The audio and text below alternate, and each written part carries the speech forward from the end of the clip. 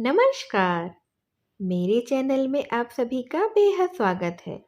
आज मैं आप सबके लिए लेकर आई हूँ नए युग की बेहद लोकप्रिय लेखिका मालती जोशी के कहानियों के संकलन से एक अनोखी कहानी, स्नेह बंधन। तो आइए सुनते हैं स्नेह बंधन। माँ, ये है मीतू, मैत्रेयी। ध्रुव ने परिचय करवाया तो देखती ही रह गई। कटे बाल के नीचे एक छोटा सा चेहरा, वह भी आधा गॉगल से ढका हुआ। नेवी ब्लू रंग की जीन्स के ऊपर चटक पीले रंग का पुलोवर, उस पर बने हुए केबल्स इतने प्यारे कि कोई और होता तो पास बिठाकर पहले डिज़ाइन उतार लेता और बाकी बातें बाद में होती। पर ये मीतू थी, मैत्रेयी। अपनी सारी प्रतिक्रिया मन ही में समेटकर मैंने सहज स्वर में कहा, ड्राइंग रूम में चलकर बैठो तुम लोग, मैं पापा को बुला लाती हूँ। बच्चों के पापा हस्बे मामूल बगिया में इजी से चेयर में लेटे अखबार पढ़ रहे थे। 4 पन्नों का अखबार है, लेकिन पढ़ने में सुबह से शाम कर देंगे। अपनी सारी खींच उन पर उड़ेलते हुए ही मैंने कहा, बहू रानी आई है, चलकर मुआवना कर लीजिए। बहू रानी? उन्होंने चौंक कर पूछा, फिर चश्मा उतारकर मुझे सीधे देखते हुए बोले, बहू रानी आई है तो तुम्हारा स्वर इतना तल्ख क्यों हो गया है? 1-2 नहीं, साथ रहते पूरे 28 साल हो गए हैं। मेरे स्वर का एक एक उतार चढ़ाव उन्हें कंठस्थ हो गया है। फिर भी मैंने कोई जवाब नहीं दिया और चाय बनाने के बहाने रसोई में चली गई। आधा पौने घंटे बाद जब चाय नाश्ता सजाकर बाहर ले गई, उस समय ड्राइंग रूम कह-कहों से गुलजार था। इस बीच शायद शिव भी कॉलेज से लौट आया था और उसी के किसी चुटकुले पर सब लोग ठहाके लगा रहे थे। मुझे देखते ही शिव ने आगे बढ़कर ट्रे थाम ली। ध्रुव ने मेज से सारा कबाड़ हटाकर जगह बना दी। पानी का जग और चटनी की शीशी अंदर छूट गई थी। ट्रे रखकर शिव दौड़कर दोनों चीजें ले आया। सब कुछ एकदम स्वाभाविक ढंग से ही हो रहा था। जब से सविता ससुराल गई है, बच्चे इसी तरह माँ का हाथ बटा लेते हैं। पर पता नहीं क्यों आज मुझे यह सब अच्छा ही नहीं लगा। थोड़ा तो सब्र किया होता इन लोगों ने। मैं भी तो देखती मीतू नाम की ये लड़की कितना अदब कायदा जानती है। घर की बहू बनकर आ रही है। यह तो हुआ नहीं कि खुद चलकर किचन तक आती। झूठ मूठ ही सही, मदद के लिए तो पूछती। बस लाट साहब की तरह बैठी ही रही बाहर में। लड़के बेचारे बैरों की तरह दौड़ धूप कर रहे हैं। नाश्ते के लिए गरम समोसे बना लिए थे, सूजी के लड्डू और घर का बना चिवड़ा भी साथ में था। जनता ने नाश्ते का सरंजाम देखा और खुश हो गए थे। हाय माँ, आपने ये सब घर पर बनाया है? मीता किलक कर बोली। मैं तो बिलीव ही नहीं कर सकती। रोज इतना रिच नाश्ता देती हैं आप, तभी आपके दोनों सुपुत्र मोटूमल हो रहे हैं। ए, हमें नजर मत लगाओ, ध्रुव ने टोका। माँ की जीवन भर की साधना है हमारे पीछे। जानती हैं मिताजी, शिव ने कृत्रिम गंभीरता ओढ़कर कहा, माँ ने हमको खिला पिलाकर ऐसा तैयार कर दिया है कि अब कैसी ही कर्कश बीवी मिले हम निपट लेंगे, मैदान छोड़कर भागेंगे नहीं। और कमरा एक बार फिर से हंसी में डूब गया। मुझे लेकिन बड़ा ही ताव आ रहा था। मेरे बच्चों को मोटूमल कहने का हक इसे किसने दिया है? अभी तो घर में आए भी नहीं और रौब छाड़ने लगी है। वाह, यह भी कोई बात हुई भला? तुम्हारे माँ बाप ने तुम्हें नहीं खिलाया तो हम क्या करें? तुम अपने राज में डबल रोटी खिला खिला कर इसे दुबला कर लेना, बस, और क्या। चलो माँ, मैंने अपनी तंत्रा से चौंक कर देखा। सब लोग उठ खड़े हो गए थे। मीता नमस्ते कर रही थी। गेट तक छोड़कर हम लोग लौट आए। ध्रुव उसे घर तक छोड़ने चला गया था। पहली बार आई थी। बच्चों के पापा घर में आते ही शुरू हो गए। जिस चीज को तो तुम नेक बांटती फिरती हो, उसे यूं ही खाली हाथ भेज दिया। मैंने कोई भी जवाब नहीं दिया। खाली प्लेट प्याले समेटकर रसोई में चली आई। पहली बार आई थी तो कोई क्या करेगा। रीति रिवाजों का ठेका क्या हमने ही ले रखा है। वह क्या एक बार झुककर पैर नहीं छू सकती थी। एकदम ही अंग्रेज बनी जा रही थी। सारी शाम मैं रसोई में ही बनी रही। मुझे मालूम था मेरी प्रतिक्रिया जानने को सब उत्सुक हैं, पर मैंने किसी को हवा ही नहीं लगने दी। शिव तक एक दो बार आकर मंडरा गया, पर मैं व्यस्त होने का दिखावा ही करती रही। रात खाने की मेज पर भी एक अव्यक्त सा तनाव था। बच्चों के पापा ने एक दो चुटकुले सुनाकर उसे तोड़ने की कोशिश भी की थी, पर बात कुछ बनी नहीं थी। खाने के बाद भी काम कहाँ खत्म होता है। सारे दरवाजे खिड़कियां मुझी को देखने होते हैं। घर भर की बत्तियां भी बुझानी होती हैं। टंकी में पाइप छोड़ना होता है। दूध दही के बर्तनों को जाली की अलमारी में रखना होता है और आंगन में सूखते कपड़े भी उतारना ही होता है। एक एक काम निपटाती जा रही थी कि देखा, ध्रुव पास आकर खड़ा हो गया है। माँ, उसने कांपते हुए सर में पुकारा। क्या है? तौलिए को तहाते हुए मैंने पूछा। तुम्हें मीता कैसी लगी माँ? मेरे लगने का क्या है, तुम्हें पसंद आनी चाहिए बस। नो मम्मा, तुम्हारी पसंद बहुत ज़रूरी है, तुम्हारी और पापा की, दोनों की। शाम से मैंने जो अंधड़ उठ रहा था, मेरे मन में जो अंधड़ उठ रहा था, ध्रुव के प्रश्न से बेहद तीव्र हो उठा था। तुमने जवाब नहीं दिया माँ। अच्छा, यह बताओ, क्या उसे पता था कि तुम उसे कहाँ लेकर जा रहे हो? मैंने प्रति प्रश्न किया। हाँ, क्यों? तो क्या वो ढंग के कपड़े पहनकर नहीं आ सकती थी? कम से कम तुम उसे। मैंने कहा था माँ। फिर वह बोली, मैं जैसी हूँ वैसे ही उन्हें देख लेने दो। बेकार नाटक करने से फायदा क्या है। खैर, कपड़ों को छोड़ो, वैसे कैसी लगी यह बताओ। ध्रुव इतनी अजीजी से पूछ रहा था कि उसका दिल दुखाते नहीं बना। अच्छी है, मैंने अनमने ढंग से कहा और बात को वहीं समाप्त कर दिया। वरना सच तो यह था कि मैंने मीता को ठीक से देखा ही नहीं था। पहली ही नज़र में उसका हुलिया देखा और मन खट्टा हो गया था। बहू को लेकर मेरे मन में कितनी कोमल कल्पनाएं थीं, सब की सब राख हो गई थी। गुस्सा तो अपने लाडले पर ही आ रहा था। प्रेम करते समय इन लोगों की अक्ल क्या घास चरने चली जाती है।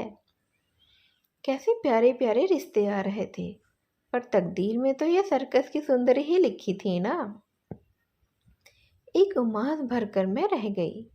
एक बार हम लोगों की स्वीकृति की मुहर लगने भर की देरी थी, फिर तो सारे काम फटाफट और कायदे से होते चले गए। मीता के पिताजी स्वयं घर आ गए और उन्होंने औपचारिक रूप से रिश्ते की पहल कर दी। मीता को अपनी बहू बना लेने के लिए करबद्ध निवेदन भी किया। उन्होंने बताया कि पत्नी की मृत्यु के बाद उनके बच्चे अक्सर हॉस्टल में ही पले हैं। वे भी हमेशा टूर पर ही बने रहे हैं। 2 साल पहले लड़के की शादी हुई है, तभी से घर कुछ आकर ग्रहण करने लगे हैं। हॉस्टल में रहने के कारण मीतू काफ़ी कुछ सीखने से वंचित रह गई है। वे तो डर रहे थे, पर ध्रुव ने उन्हें आश्वस्त किया कि माँ तो बहुत सहनशील और स्नेहमयी है, वे उसे अपने अनुसार ढाल ही लेंगी। उत्तर में ध्रुव के पापा ने भी उन्हें आश्वस्त कर दिया। कहा कि हम लोग इतने दकियानूसी नहीं हैं कि एक आर्किटेक्ट लड़की में 16वीं सदी की बहू को तलाशें। इस प्रकार बहुत ही सौजन्यपूर्ण वातावरण में परिचय का पहला दौर तो समाप्त हुआ। फिर धूमधाम से सगाई हो गई। दोनों पक्षों ने जी खोल कर खर्च किया था। दान दहेज तो कुछ लेना था नहीं। लेन देन की कड़वाहट भरी चर्चा से बच गए थे हम लोग। फिर भी मैंने सबकी नज़र बचाकर समधी जी के हाथ में एक लिस्ट थमा ही दी थी। पहले बेटे की शादी थी, नाते रिश्तेदारों के नेक तो मिलने ही चाहिए थे। अपनी बेटी को तो लोग देते ही हैं, जिंदगी भर ये देना तो समाप्त ही नहीं होता। पर बाकी लोगों को मौका तो सिर्फ शादी में ही देने के लिए आता है ना। एक लिस्ट में मैंने ध्रुव को भी पकड़ाई थी। लिस्ट क्या थी? होने वाली बहू के लिए पूरी एक आचार संहिता थी। मीता अब शादी के बाद इसी घर में आएगी। भविष्य में वह बाल नहीं कटवाएगी, हाथ में चूड़ियां डालने की आदत भी डालेगी, शादी में सिर ढकेगी, घर में मेहमान रहेंगे तब तक साड़ी पहनेगी, लोगों के सामने ध्रुव को नाम लेकर नहीं पुकारेगी। खूब लंबी सूची थी। बारीक से बारीक जो भी बात याद आती गई जोड़ दी गई थी। शिव ने तो उसका नाम 20 सूत्री कार्यक्रम ही रख दिया था।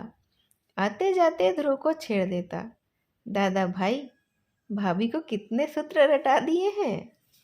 कभी कहता, भाभी से कहना फर्स्ट डिवीजन ना आने से भी चलेगा, पर कम से कम पासिंग मार्क्स तो आने ही चाहिए। यह छेड़छाड़ सिर्फ मजाक के तौर पर नहीं होती थी, इसमें एक अव्यक्त आक्रोश भी था।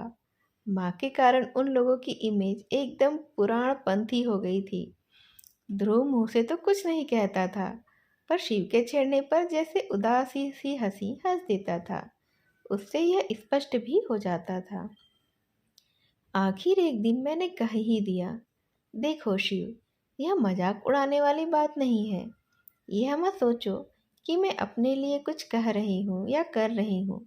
मेरी तो बस यही इच्छा है कि नई बहू के आते ही आलोचनाएं ना शुरू हो जाएं।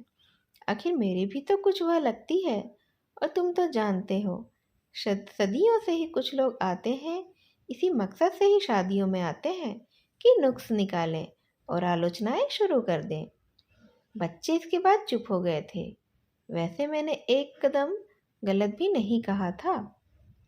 शादी में सचमुच कुछ लोग मीन मेक निकालने के लिए ही तो आते हैं।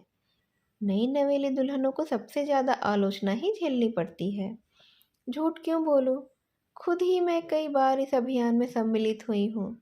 दोनों ओर के परिवारों में अब तक जितनी बहुएं आई हैं, सबके लिए मेरे पास कहने के लिए कुछ न कुछ है। सुरेश की बहू रसोई तक में चप्पलें पहनकर घूमती है। महेश की बहू ने 9 बजे से पहले बिस्तर ही नहीं छोड़ती। राजन की बहू रसोई में झांकती तक नहीं। आलोक की बहू 24 घंटे उसके नाम का ही जप करते रहती है। जेठ ससुर तक उसके होश नहीं रहता है। निखिल की बहू तो और भी 30 मार्खा है। जहाँ पति को 4 लोगों के बीच हंसते बोलते देखेगी, बच्चे को लत से लाकर गोद में पटक देगी। उस पर यह तुर्रा कि कोई मेरे अकेले की नहीं है जो दिन भर लादे लादे मैं ही फिरती रहूं। सुन सुनकर कान पक गए तो बुआ जी ने एक दिन कह ही दिया, बहू सब जानते हैं कि बच्चे कोई अकेले नहीं पैदा करता, फिर उसका कोई इस तरह से ढिंढोरा तो नहीं पीटता ना। ये सारे नमूने मेरी आंखों के सामने ही थे, इसलिए मन में एक आदर्श बहू की चाह बहुत ही ज़्यादा थी और मैंने उसकी कल्पना भी कर रखी थी। सोचा था कि ध्रुव के लिए जो लड़की लाऊंगी वह इन सब से अलग होगी, पर अपना सोचा भला कहाँ हो पाता है। तुम्हारी सारी शर्तों का पालन करेगी तब तो तुम्हें वह अच्छी लगेगी ना माँ। ध्रुव ने एक दिन गले में बाहें डालकर बड़ी ही आशा के साथ मुझसे पूछा। तब यही सोचकर संतोष कर लिया था कि लड़का आज भी मुझे कितना चाहता है। आसपास के वातावरण को देखते हुए यह भी कुछ कम नहीं था। शादी हुई और खूब धूमधाम के साथ हुई थी। घर की पहली शादी थी। अनगिनत मेहमान आए थे। इनमें से कईयों को तो निराश लौटना पड़ा था। टिक्का टिप्पणी का एक भी मौका हाथ नहीं लग पाया था। मैं खुद ही बहुत डरी हुई थी। एक तो लड़की की माँ नहीं थी, करता धरता बड़ी बहन थी जो कि अमेरिका में ही बस गई थी। पति पत्नी दोनों डॉक्टर थे। भैया भाभी तो अभी नए ही थे, पर स्वागत सत्कार में खान पान में कहीं कोई त्रुटि या अव्यवस्था नहीं हो पाई थी। मीता के पापा तो पीछे जा रहे थे। पर बहन बहनोई, भैया भाभी, चाचा ताऊ सभी सौजन्य और विनम्रता की मूर्ति बने हुए थे। और जयमाला के समय जब मीता को देखा तो बस आंखें ही जुड़ा गई। अपना यह रूप लावण्य इतने दिनों तक उसने कहाँ छिपा रखा था। लाल सुर्ख बनारसी साड़ी में लिपटी वह किसी सलोनी गुड़िया सी लग रही थी। अंतरजातीय विवाह को लेकर एक शूल तो जरूर मन में था, वह भी अब जाता रहा था। इसी बात को लेकर ननंद रानी कोसती रही थी। अवसर उठा के सबके सामने कह सकूं कि भाई, हमने तो लड़की का रूप रंग गुण देखा, विद्या बुद्धि देखी और घर परिवार देखा, बस जात पात को आजकल पूछता ही कौन है। 8-10 दिन घर में मेला सा लगा रहा था। मीता जितने 2-4 दिन रही, ननंदों की भी दबी ढकी बैठी सी रही थी। उनके बच्चों को लाड़ दुलार करती रही, रिश्ते के सास और जेठानियों की मान मनुहार ही करती रही। सभी लोग बेहद प्रसन्न थे और जाते समय हर कोई मुझे बधाई देता हुआ ही गया था। शादी के बाद दोनों 8-10 दिन के लिए मसूरी भी घूमने चले गए थे। उनको हनीमून जो मनाना था, उनके लौटने तक मैंने सविता को रोक लिया था। सोचा ननंद भौजाई थोड़े दिन साथ में रह लेंगी। दूसरे दिन सुबह सुबह मैं रसोई में व्यस्त थी कि सविता पास आकर फुसफुसाई, माँ, बहुरानी को तो देखो। देखा, बड़े बड़े पीले फूलों वाली मैक्सी पहनकर वह मेज पर प्लेटें लगा रही है। मैं और सविता दोनों एक दूसरे का मुंह ताक रहे थे। इस बात को कौन उठाए और कैसे? मैं तो आजकल लड़कों से खौफ खाने लगी थी, पर सविता तो उन दोनों को घास ही नहीं डालती थी। दनदनाती हुई बाहर चली गई और बोली, मीता रानी, आज ये कौन सी ड्रेस निकाल ली है? घर की ड्रेस है दीदी। फिर सविता की प्रश्नार्थक दृष्टि को समझाते हुए बोली, माँ का ऑर्डर था कि मेहमानों के सामने साड़ी पहननी होगी, इसीलिए इतने दिन पहनती रही, पर इतना बंधा बंधा सा लगता था ना उसमें, तो हमें मेहमानों में नहीं गिनती तुम? आप तो घर की हैं दीदी, अपनी है। और कोई वक्त होता तो मैं इस बात पर निहाल हो जाती, पर इस समय समस्या ज़रा नाजुक सी थी। मैंने आगे बढ़कर कहा, बेटे, घर में जब तक कोई आ निकलता है और लोग अक्सर तुम्हें देखने के लिए ही आते हैं, पर माँ, साड़ी पहनकर जरा भी कंफर्टेबल नहीं लगता।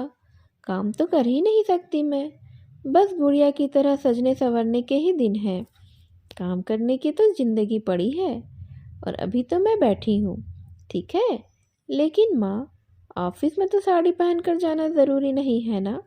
मुझसे तो गाड़ी चलाते ही नहीं बनेगा। गाड़ी का मतलब लूना? ये भी एक शूल था मन में। शादी के सामान के साथ लूना देखकर मेरी भाभी फिच से हंस दी थी। वाह ध्रुव जी, सीधेपन की हद कर दी आपने। आजकल बजाज सुपर से नीचे कोई बात नहीं करता। आप कम से कम।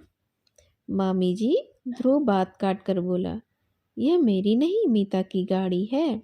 मेरे पास तो अपनी प्रिया है। मीता ने पापा से कहा था कि जेवर चाहे ना दे, पर एक गाड़ी जरूर दे दें। यानी सब कुछ अपने आप ही तय हो गया था। मन इतना खट्टा हो गया था। स्कूटर ही ले लेते तो क्या हो जाता, प्रिया शिव के काम आ जाती।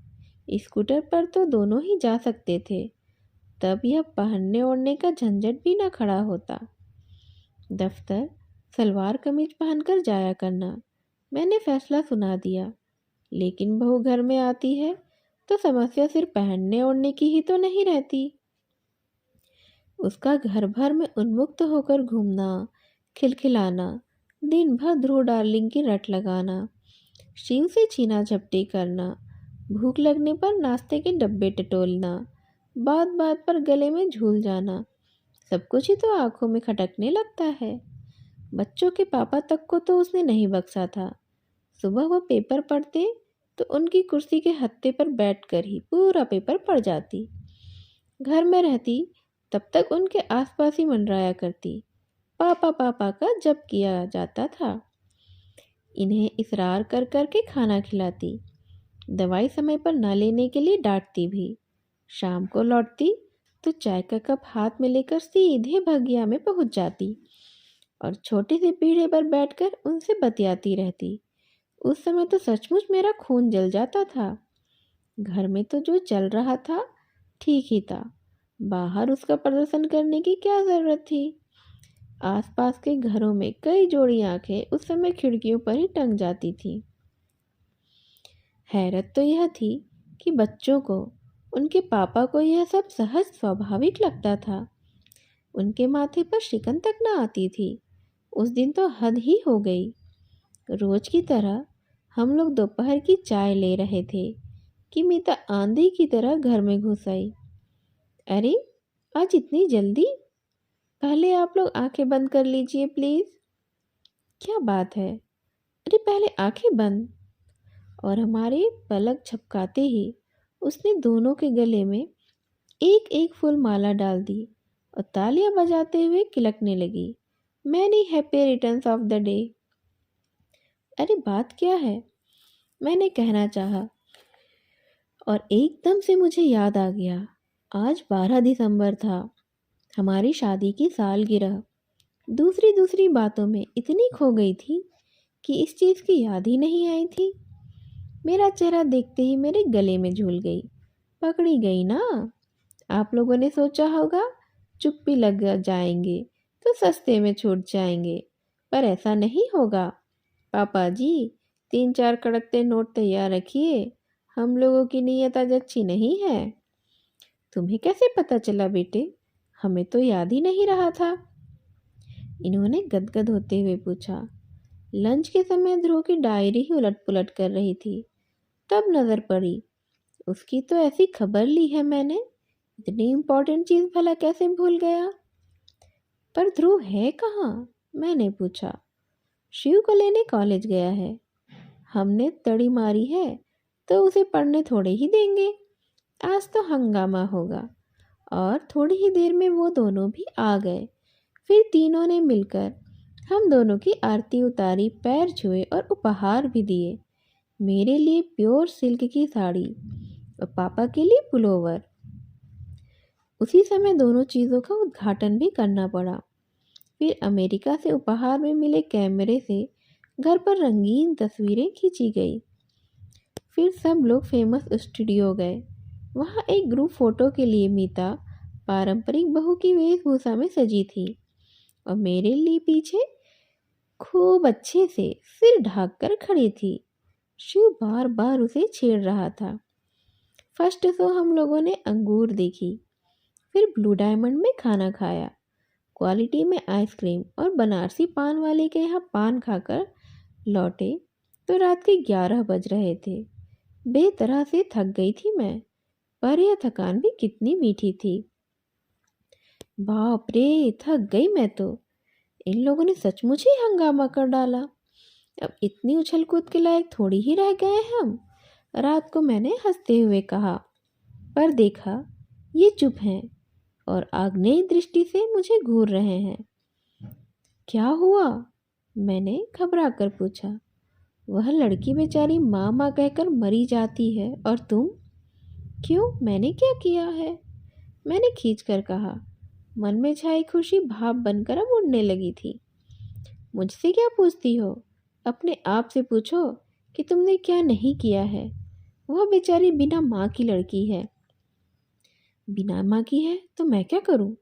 मैं एकदम से फट पड़ी। शाम ममता का एक सोता फूट पड़ा था। अंतस में वह जमने लगा था। बिन माँ की है तो मैं क्या करूं? यह तो बताइए, गोद में लेकर घूमूं या लोरी गाकर उसे सुनाऊं? उन्होंने जवाब भी नहीं दिया और करवट बदल कर लेट गए। इतना गुस्सा आया। यह अच्छा तरीका है, जवाब देते ना बने तो बात ही खत्म कर दो। अजीब मुसीबत है, मैं बुदबुदाई। दिन भर घर में धीगा मुस्ती चलते रहती है। छोटे बड़े का भी लिहाज नहीं रखा जाता। फिर भी मुझे चैन नहीं है। पराई लड़की पर तो लोगों को इतनी ममता हो जाती है। साल 6 महीने में अपनी जाई घर आती है। उसका तो कभी ऐसा लाड़ दुलार नहीं होता है। लाड़ दुलार क्या खाक करूँगा? वह तो तुम्हारे अनुशासन में पली हुई बिटिया है। आज तक कभी खुलकर बात भी की है उसने मुझसे? अब चुप रहने की बारी मेरी थी। जनवरी के प्रथम सप्ताह में ध्रुव को अचानक 6 महीने की ट्रेनिंग के लिए जर्मनी जाने का आदेश मिल गया। घर में एक खुशी की लहर दौड़ गई। कितने सारे लोगों में सिर्फ उसी का चयन हुआ था। गर्व से हम लोगों के कलेजे गजगज भर के हो गए थे। जोर शोर से तैयारियां शुरू हो गई और मेरा दिल बैठने लगा। लड़का पहली बार इतना दूर परदेश में जा रहा था और फिर नई नवेली बहू को पीछे छोड़कर जा रहा था। मीतू को भी क्यों नहीं लेकर जाते? घूम आएगी इन्होंने कहा था, लेकिन मीता ने इस प्रस्ताव का विरोध किया। वह बोली, बेकार रुपये फेंकने से क्या फ़ायदा है पापा जी?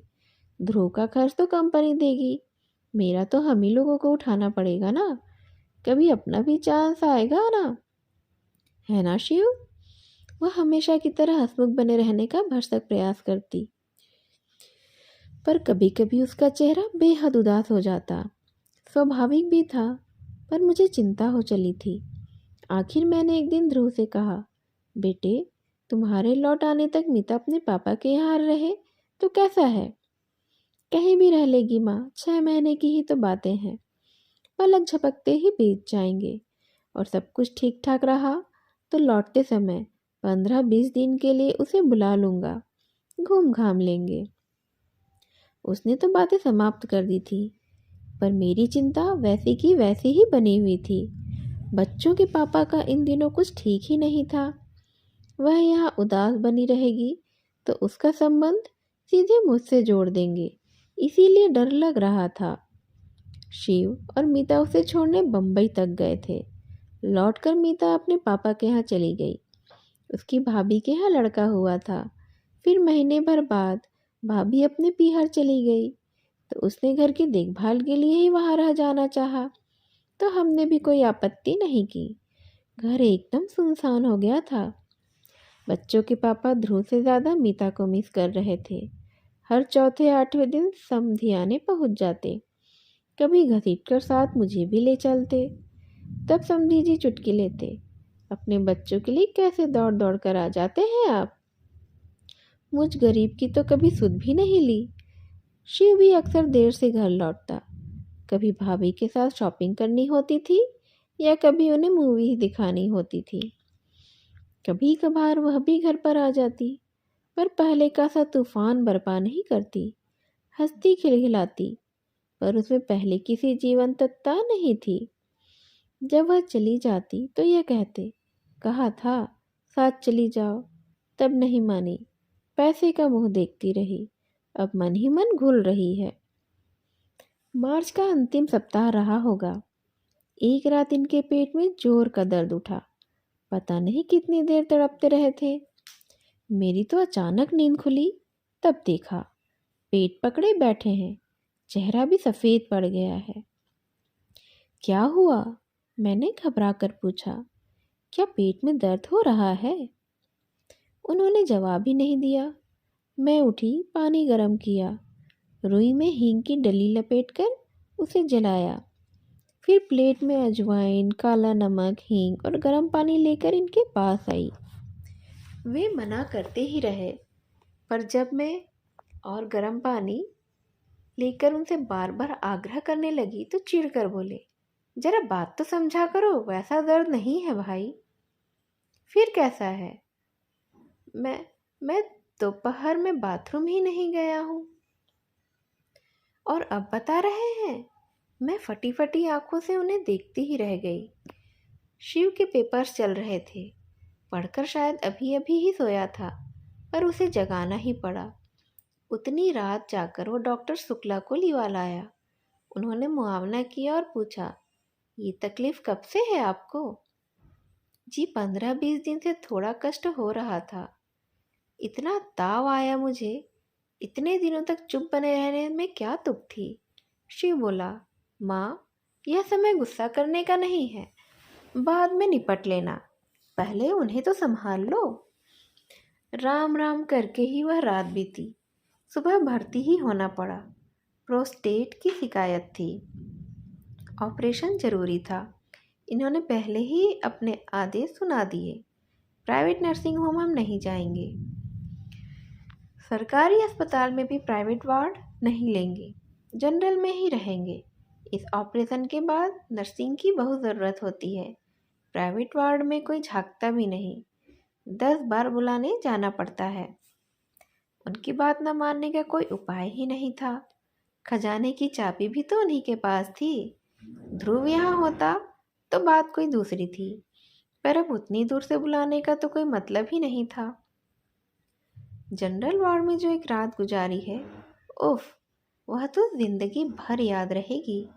इनकी वैसी हालत में नींद आने का तो कोई प्रश्न ही नहीं था, पर आसपास के वातावरण ने मन को इतना बोझिल कर दिया कि सुबह उठकर लगा कि मैं ही बीमार हूँ। और दुर्गंध अब भी याद आती है तो मन में कांटे से उग जाते हैं। सुबह सुबह शिव कहीं से चाय लाया था मेरे लिए, पर घूंट भर भी गले से नहीं उतर पाई थी। 10 बजे ऑपरेशन होने का था। 9 बजे ही इन्हें स्ट्रेचर पर डालकर ले गए। मैं और शिव भी पीछे पीछे चल पड़े। जहाँ तक जाने दिया गया वहाँ तक चले गए थे। फिर मैं वहीं बैठकर इष्ट देव का जाप करने लगी। शिव बेचारा दौड़ धूप में व्यस्त हो गया। नमस्ते बहन जी। मैंने चौंक कर देखा। मीता के पापा थे। आपने तो खबर भी नहीं की। इतने बेगाने हो गए क्या हम? उनके उस स्वर में आक्रोश था, शिकायत थी। मैं क्या जवाब देती? वो तो मीतू अभी किसी काम से घर गई थी, तब पड़ोस के मेहता साहब ने ही बताया। सब कुछ इतना अचानक हो गया, मैंने एक अपराधी के स्वर में कहा। शिव बेचारा एकदम अकेला पड़ गया था। सारी दौड़भाग उसी के जिम्मे थी। यही तो मैं कह रहा हूँ, उसे अकेले सारी दौड़भाग करने की क्या ज़रूरत थी? हम लोग किस लिए हैं? कल को ध्रुव सुनेगा तो क्या कहेगा? उनसे तो जो भी कहेगा, मुझे तो अपनी चिंता हो गई थी। ध्रुव मुझसे क्या कहेगा? इन पर इतना ताव आ रहा था, दर्द से तड़प रहे थे, पर मजाल है जो बटुए की पकड़ जरा सी भी ढीली कर दे। जनरल वार्ड में रहेंगे, वहाँ नर्सिंग अच्छी होती है। अब इतने बड़े आदमी को उस नर्क में ले जाऊंगी तो कैसा लगेगा? अपनी दुश्चिंतता में यह पूछना भी याद नहीं रहा कि मीता कहाँ है। 11:30 बजे उन्हें थिएटर के पास वाले कमरे में लाकर रखा गया।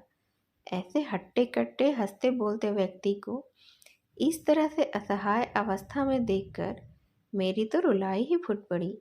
मीता के भाई नरेश मुझे सहारा देकर बाहर ले आए और वापस से बेंच पर बिठा दिया। असहाय सी मैं वहाँ बैठी रही। 2 घंटे बाद उन्हें वार्ड में ले जाने की अनुमति मिली। ये 2 घंटे मेरे लिए 2 युग के हो गए थे। वार्ड में वापसी के समय काफिला ज़रा बड़ा था। घर परिवार के लोग थे और स्टाफ के भी थे। ढेर सी शीशियाँ स्ट्रेचर के साथ ही चल रही थी और सब लोग उन्हें उठाए हुए थे। माँ, तुम सीढ़ियों से आ जाओ, लिफ्ट में तुम्हें परेशानी होगी, शिव ने कहा तो मैं सीढ़ियों की ओर मुड़ गई। हाफती हाफती ऊपर पहुंची। तब तक स्ट्रेचर शायद वार्ड में पहुंच चुका था, क्योंकि गलियारे में तो उसका कहीं पता ही नहीं था। मैं वार्ड तक पहुंची ही थी कि नरेश जी की आवाज़ आई, माँ जी इधर आइए। उनके पीछे चलती हुई मैं गलियारे के छोर तक पहुंची। डीलक्स रूम का दरवाज़ा खुला और खाली स्ट्रेचर थामे कुछ लोग बाहर निकले। यह कमरा, मैंने अस्पष्ट स्वर में कहा। भाभी ने बुक करवाया है। मेरा असमंजस ताड़कर शिव पास आकर फुसफुसाया। ये उसके बस की बात थी जी, उसके पापा गर्व से बता रहे थे। सुप्रिटेंडेंट से जाकर भिड़ गई। खड़े खड़े रूम अलाट करवा लिया। बहुत लड़ाकू है यह लड़की।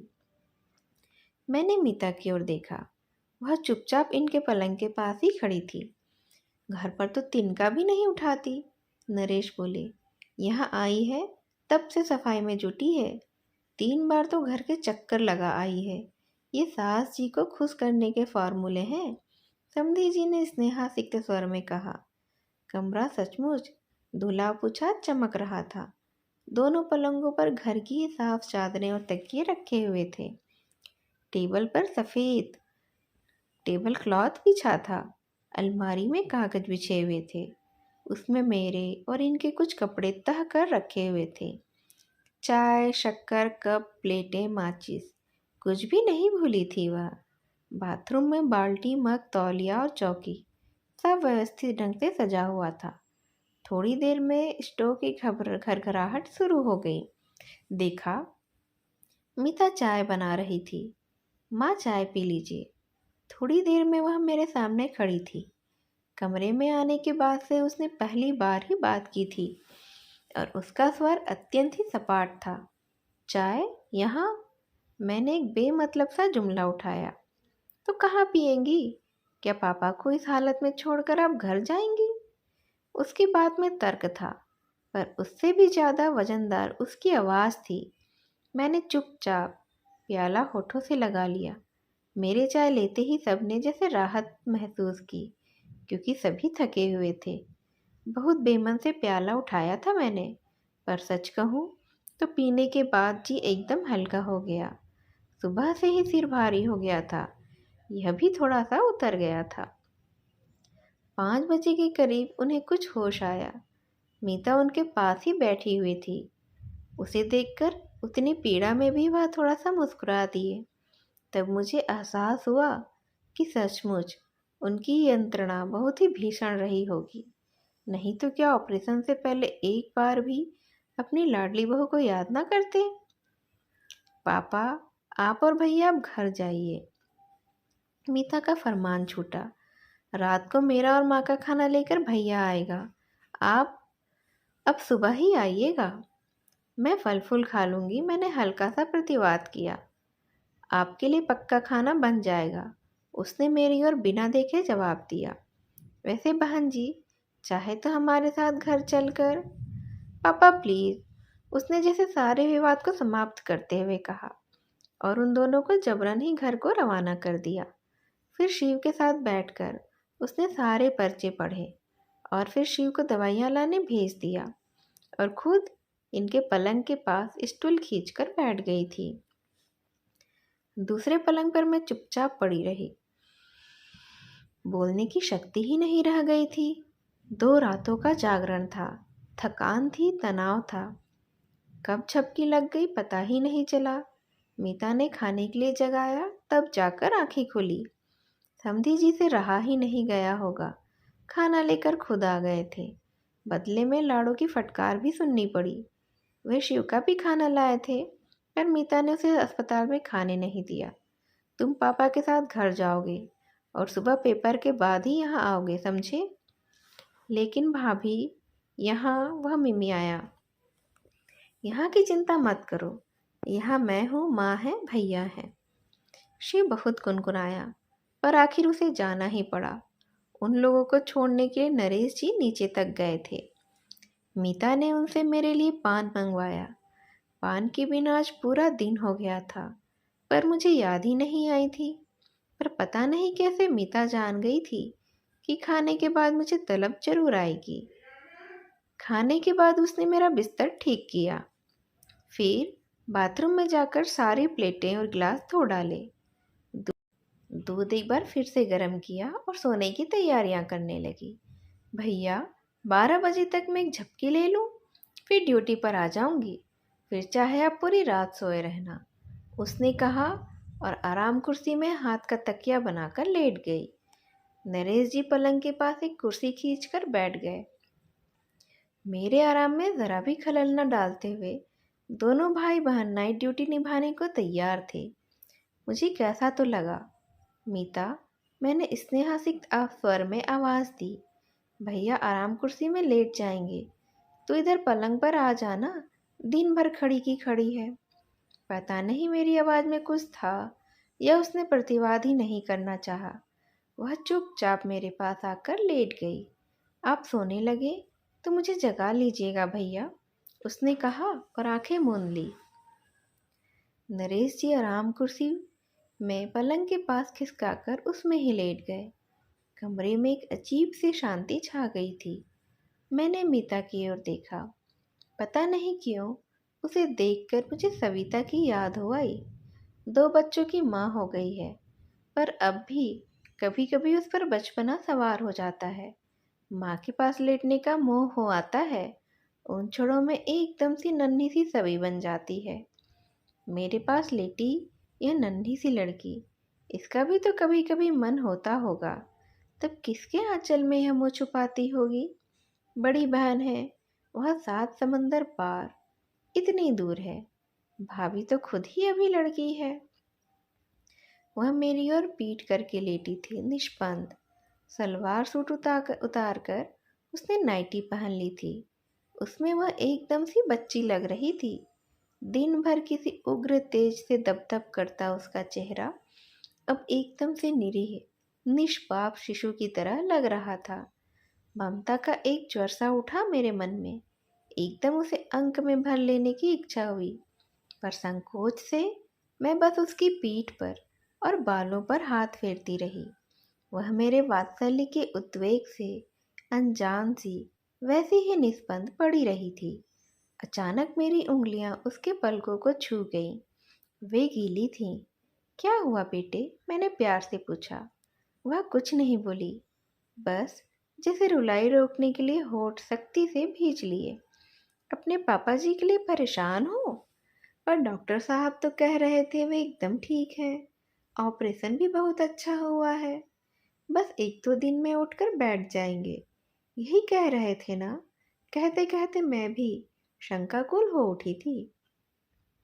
वह एकदम पलटी, कुछ क्षण मुझे देखती रही, फिर मेरी छाती में मुंह छुपाकर सुबकते हुए बोली, पहले यह बताइए, आपने हमें खबर क्यों नहीं की?